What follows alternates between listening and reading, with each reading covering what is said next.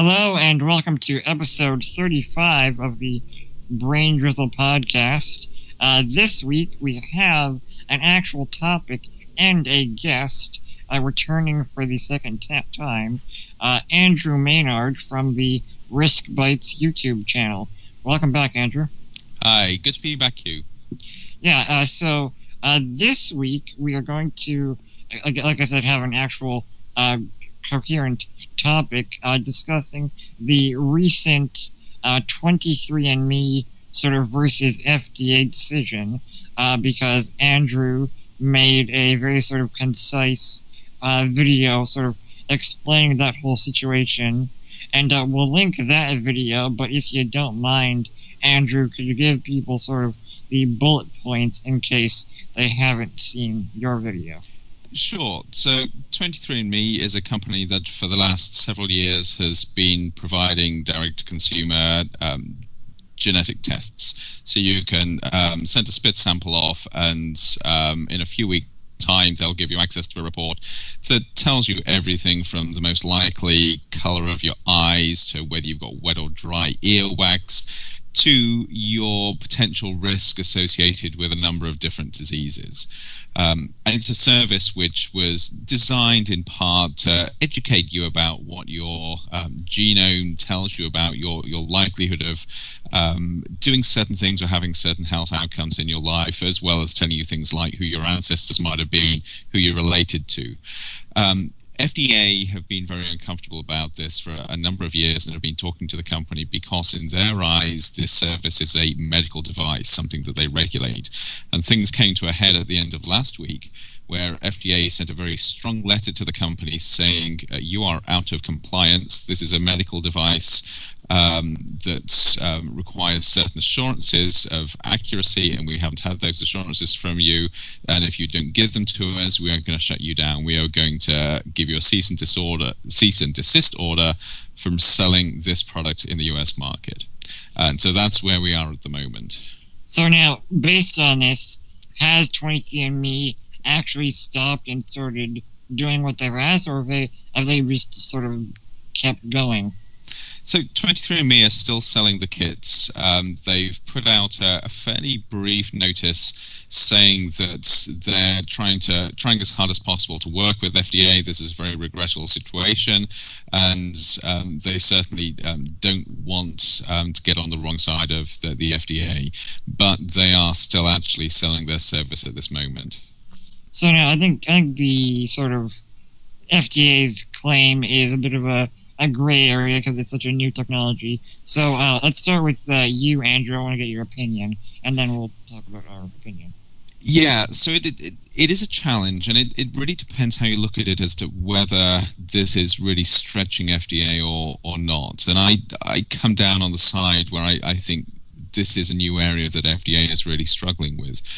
But from FDA's position, anything which they classify as a device which is something which either gives you diagnostics which are directly related to your health decisions or something which can actually impact your health needs to be regulated by them, and they have multiple different classes of medical devices that they regulate. The most serious ones are a class 3 device where you have to prove to the FDA that this product is safe, it's not going to harm people before it goes onto the market. FDA are claiming that the 23andMe service is a class 3 medical device because in principle people can look at these health reports that they get and make health decisions which may be ill-informed. So for instance, one of the examples FDA cites is, what if somebody sees in their report that they've got a very high propensity for developing breast cancer, and they go ahead and get a double mastectomy on the basis of that report. And how awful would that be if 23andMe's reporting isn't that accurate? What happens if 23andMe come back and say, I'm sorry, we made a mistake about that? It's too late after the surgery has been conducted. So FDA are looking for rock-solid assurances that these analyses are as accurate as they can be, and they feel they haven't got that. So I want to get to those medical diagnostic components, but first, Jack, what do you think about the decision? Oh, I'm a little split on it. When I watched your video, it actually made me a little bit angry about the FDA stepping in. I think they're being too harsh. And I'm also a little distrustful about, maybe it's because I don't understand exactly, what they would consider the device, what they would need the device to be in compliance. And I'm worried that what if they make something and all of a sudden this company comes out of the blue saying, we make this, but you'll have to charge $500 for it, or some such nonsense, or basically does something that drastically affects their intentions with this entire service. And I think that's been worrying a lot of people. And in fact, there are two strands here. There's that fear of what happens if FDA comes down so heavy on 23andMe that they make it hard or impossible for them to carry out their business. Does that mean that nobody else is going to be able to offer this service to people that really want to know what their genetic code is saying? So that's a real worry. The other thing is a very personal thing. People want to know what is coded into their DNA. They want that information. They want to be able to play around with it. They want to delve into it and dive into it. And to many people, this FDA restriction is restricting them from getting access to something that's very personal to them. Now, I actually had a question related to, like you said, what if they showed breast cancer risk? What if they show heart disease risk? How much do you know about 23andMe's sources? Like, when 23andMe sends you the results and they say you have this risk, and this risk, do they link back to a paper or something? Or is that basically just what the FDA wants? What the basis of their evaluation is?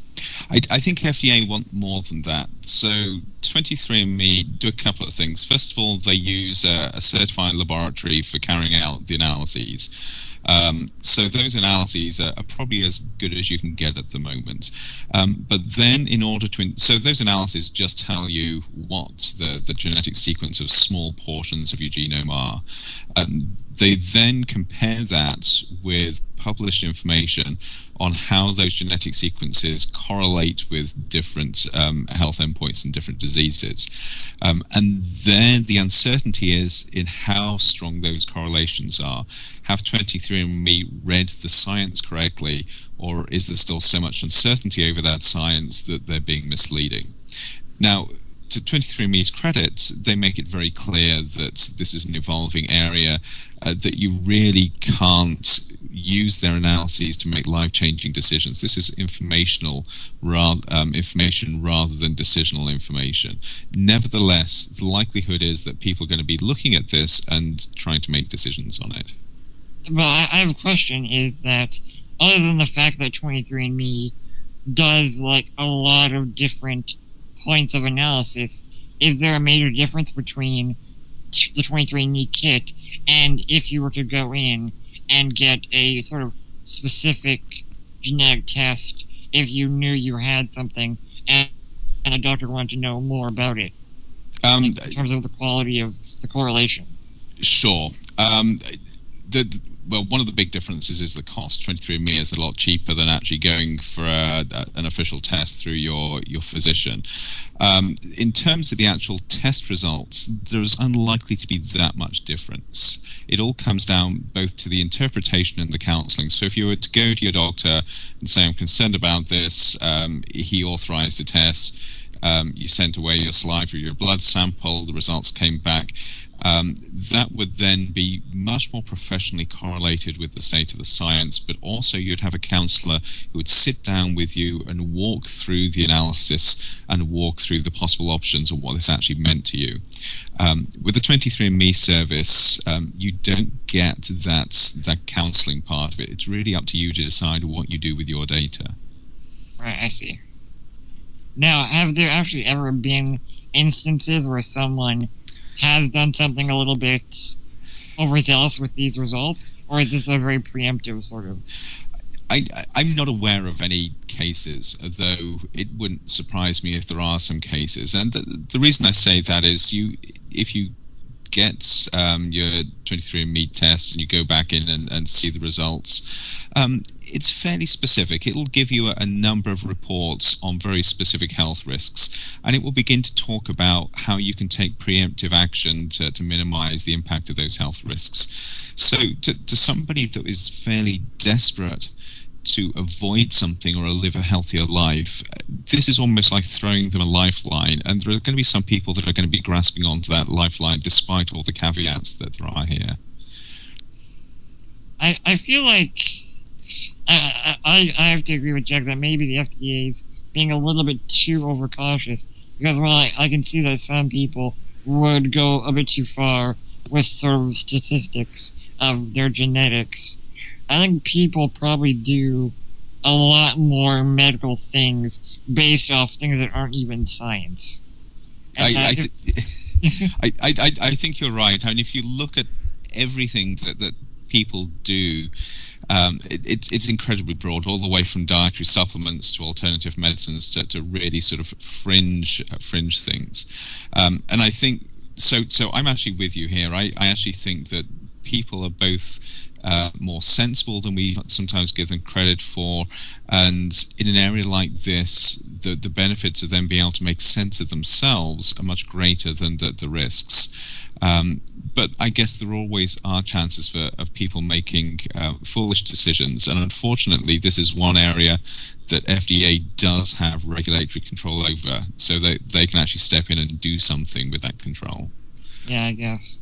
I find it amusing that, like, probably more people make medical decisions based off a horoscope or something than people who would go overboard with 23andMe results. Right.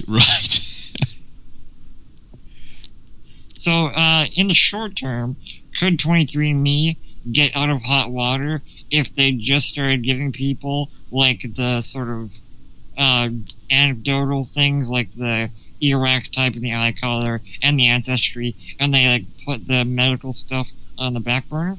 Oh, absolutely. So if they cut out the medical stuff entirely, they would be home free. The trouble is they then have a very poor product, and most of the people that subscribe to the service would be at their door demanding that they had access to the health risk information. So from a business perspective, I don't think that makes any sense, though it would obviously keep FDA happy. There's been some talk about them changing their language as well when it comes to health risks. Maybe if they put more caveats in there, they make it softer. But from what I've seen coming out of FDA, I think I can't see a situation where FDA are happy with any sort of health risk analysis being offered by 23andMe. It's hard to imagine a case where you can give health risk percentages and it be okay from FDA's perspective. So with 23andMe not really doing much, does the FDA just sort of have to, like, deal with it, or do you think they'll actually try and fully shut them down?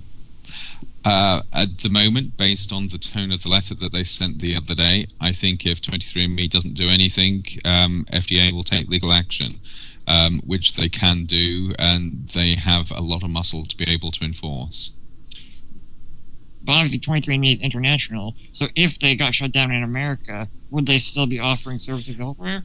Now that is... Yeah, actually, really good question. And I'm afraid I don't know the answer to that. My sort of initial answer was going to be yes, of course they can continue internationally.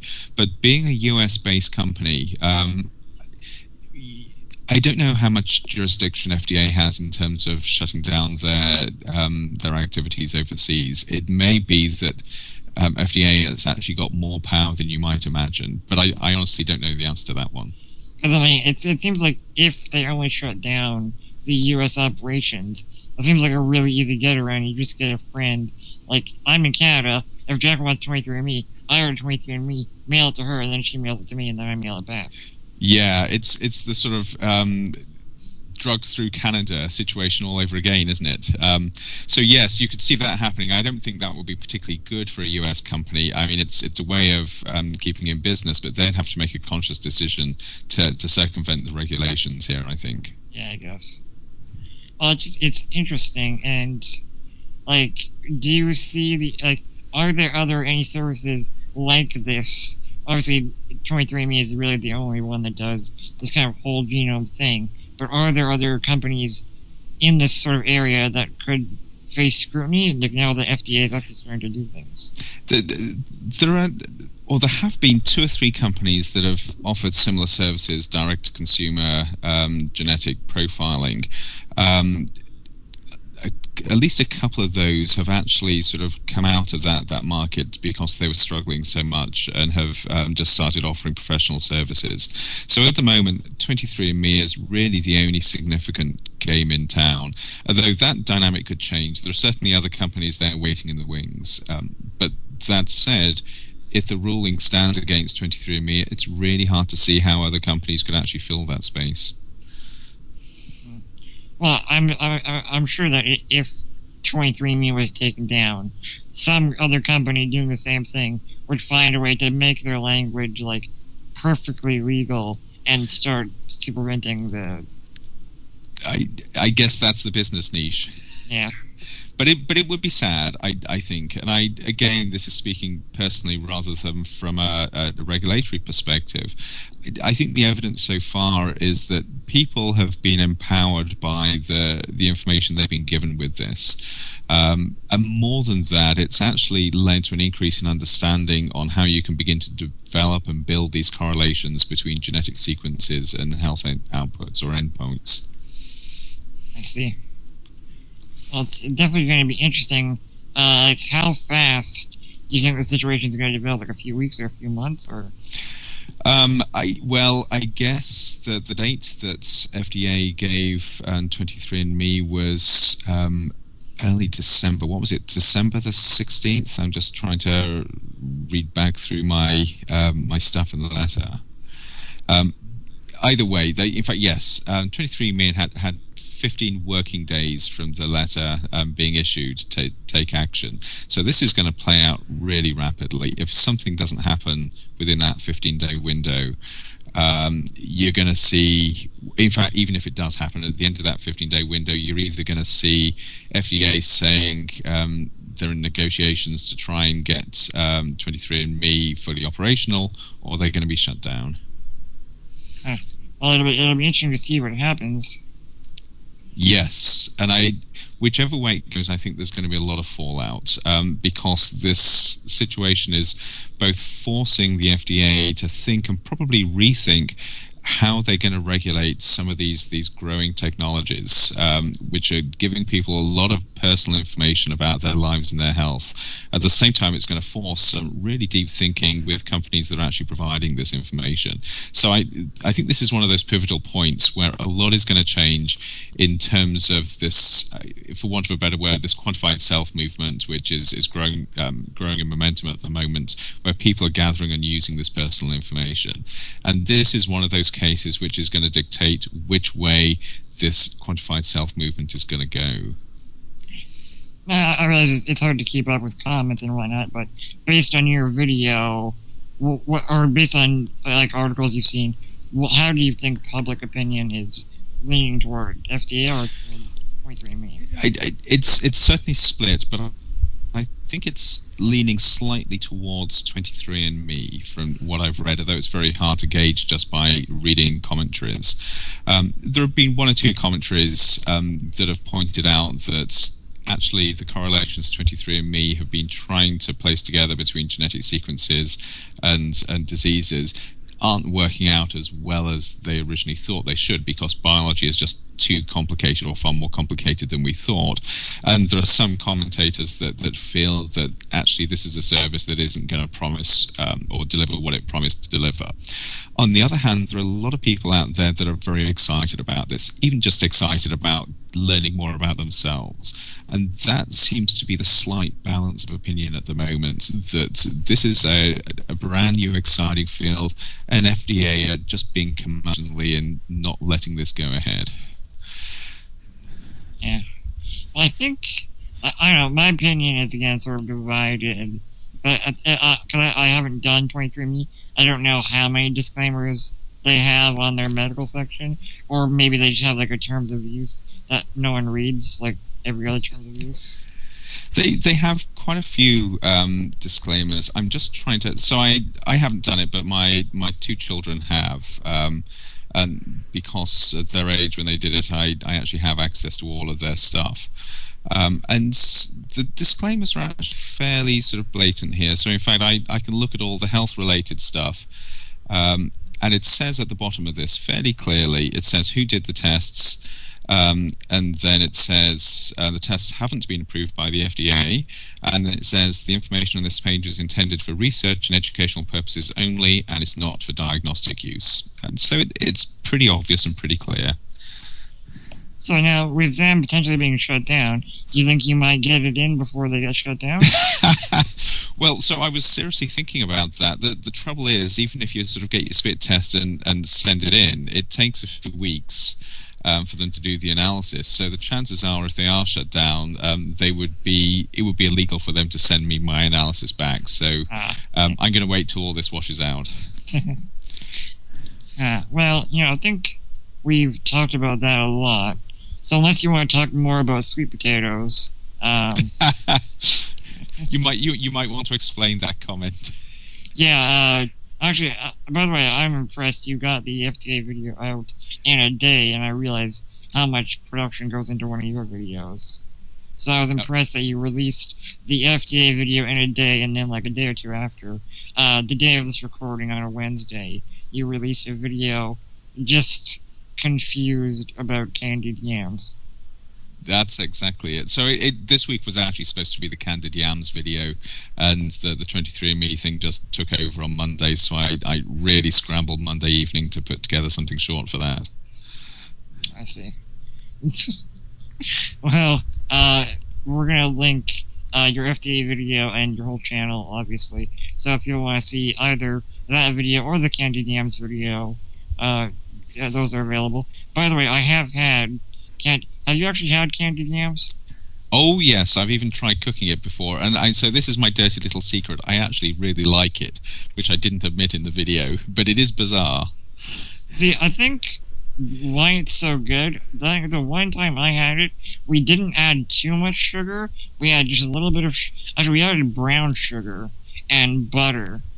And I think why it's so good is the marshmallows add a nice texture on top.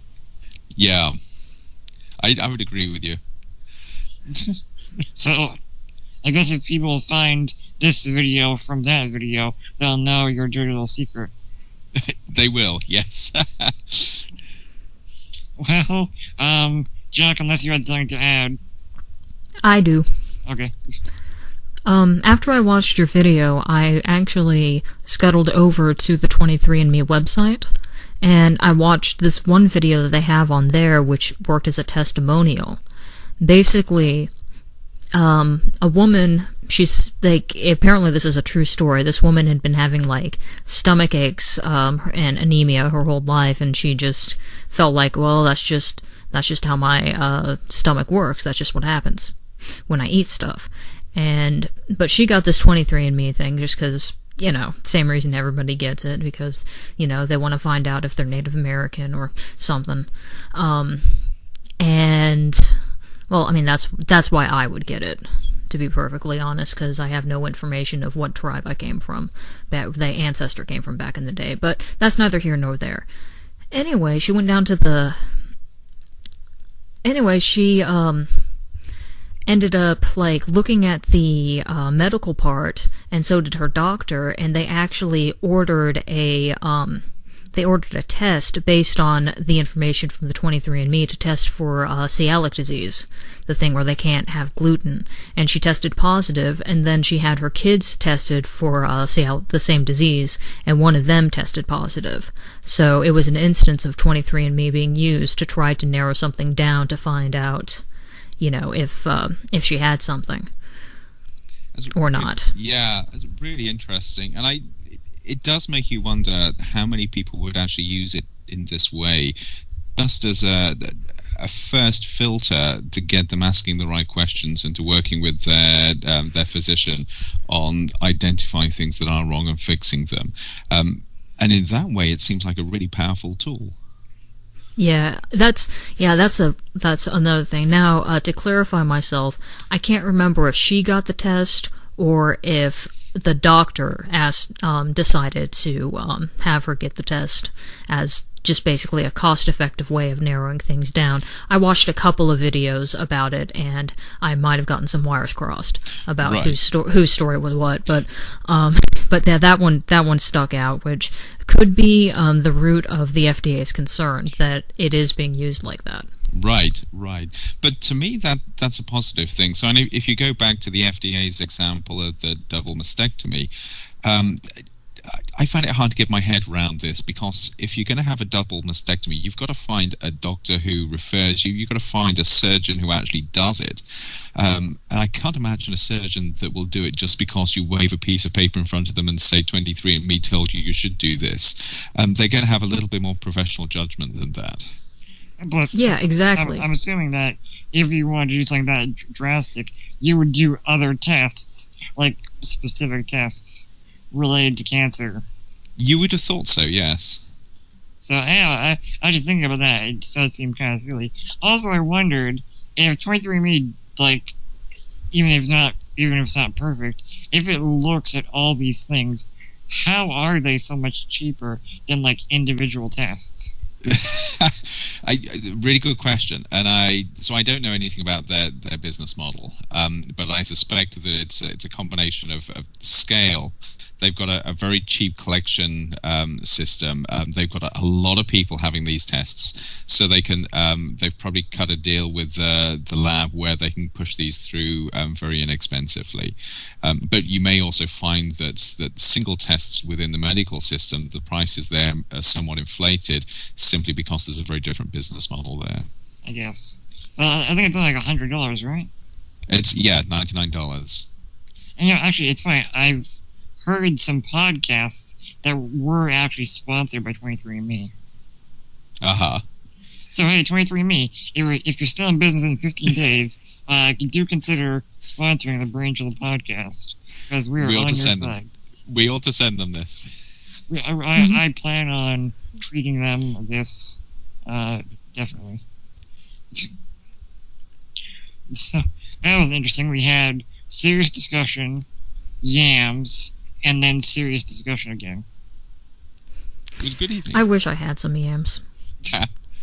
So the last piece of trivia, actually, from the Candied Yams video, which I didn't know until I prepared it this morning, and that is sweet potatoes are not yams, even though people call them yams. They just they sort of resonate with people who reminisce about yams from Africa. Yeah, I think like culinarily, in terms of texture and flavor, they're probably quite similar. And they look alike. They Potatoes are a bit darker, though. Yeah, they certainly look alike. But yeah. So, also, I guess, since I know you're not American, but you're in America, so happy Thanksgiving. Thank you very much. Yeah, I'm Canadian, so I had mine last month. I was going to say, I would say happy Thanksgiving past for you, but... Well, and happy Thanksgiving to Jack, too. Yes. Yay! Well, I think that just about wraps it up. I actually have one more comment. I think it's interesting how the example they use is about a woman getting a double mastectomy based on 23andMe's thing. Kind of correlates with Angelina Jolie doing the same thing based on a genetic test. I mean, I almost wonder if maybe they're trying to use the public's ignorance against the public to try to get people behind them as opposed to 23andMe, because the genetic test that Angelina Jolie got was a specific test for us that looked for a specific gene. It was nothing like what 23andMe does. Right, though actually the gene sequences within that test are actually covered within 23andMe, so they will actually give you similar information. But it's a really interesting correlation and a really interesting question. Yeah. But, I mean, it's like, but a doctor signed off on her doing that. Not only that, but it's her body. She can do what she wants with it. Absolutely, yes. I guess we'll just have to see what happens in the next few days, and maybe we'll have to get you back on for a third time. We'll have to see. You know where I am. Yep. All right. Well, I think that about wraps it up. Again, thank you, Andrew, for coming back on the show. And we promise next week we'll start talking about random and obscure science things and get off of all this mainstream stuff. Okay, thanks very much, Q. Thanks very much, Jack.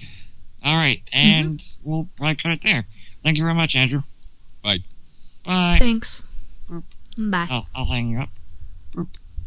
There we go. I think that went well.